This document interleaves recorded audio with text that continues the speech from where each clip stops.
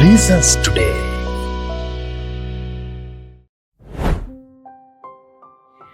මම මහාචාර්ය චමිලා මෙක්කානන්ද කායික රෝග සම්බන්ධ විශේෂඥයෙක්.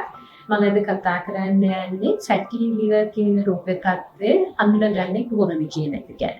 ෆැටි ලිවර් කියලා කියන්නේ ආත්මාවේ සාමාන්‍ය ප්‍රමාණයට වඩා 105කට වඩා තෙල් තැන්පත් වීම. මේක දැන් ඉතා සුලභව දකින්න රෝග තත්ත්වයක්. 130කට විතර වගේ ලෝකයේ අයට ෆැටි ලිවර් රෝග තත්ත්වය තියෙනවා. ඊට අමතරව පවුලේ අයට ෆැටි ලිවර් කියන රෝග තත්ත්වය තියෙනවා නම් ඒක ජාන මගින් ප්‍රවේණිගත වෙන ෆැටි ලිවර් තත්ත්වයකුත් තියෙනවා. ඒකට විශේෂයෙන්ම කියන්න ඕනේ ඔබ තරබාරු නැති වුණා. ඒ කියන්නේ සිහින් සිරුරක් තියෙන කෙනෙක්ට වුණත් ෆැටි ලිවර් රෝග තත්ත්වය තියෙන්න පුළුවන්. විශේෂයෙන්ම ජාන මගින් ප්‍රවේණිගත වෙන ෆැටි ලිවර් තත්ත්වය සහ දියබැගියාව නිසා හැදෙන ෆැටි ලිවර් රෝග තත්ත්වය ඒ වගේ අයට තියෙන්න පුළුවන්. ෆැටි ලිවර් කියන රෝග තත්ත්වය තියෙනවද කියලා අපිට පහසුවෙන්ම බලා ගන්න පුළුවන් අල්ට්‍රාසවුන්ඩ් ස්කෑන් කියන පරීක්ෂණයකින්.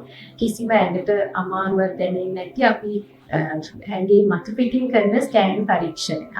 ඒකේ කිසිම අතුරු ආබාධයක්වත් නැහැ. මේ අල්ට්‍රාසවුන්ඩ් ස්කෑන් කියනකින් අපිට ෆැටි ලිවර් තියෙනවද කියලා දැනගන්න පුළුවන්. ෆැටි ලිවර් වල ග්‍රේඩ්ස් 4ක් තියෙනවා. ග්‍රේඩ් 1 ඉඳලා ග්‍රේඩ් 4 වෙනකම්.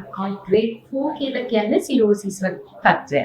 නමුත් මේ අතරතුරේ ග්‍රේඩ් 1 ඉඳන් ග්‍රේඩ් 4 වෙනකම් තව ෆැටි ලිවර් වල තියෙන මේ තත්ත්වයේ අවදානම් බව දැනගන්න ගැනීමට තව අපිට AST කියලා ලේ පරීක්ෂණයක් කරන්න පුළුවන්. ඊට අමතරව දැන් ෆැටි ලිවර් කියන තත්ත්වය සිරෝසිස් තත්ත්වයකට පරිවර්තනය වෙනවද කියලා අපිට බලන්න හොඳම පරීක්ෂණයක් තියෙනවා.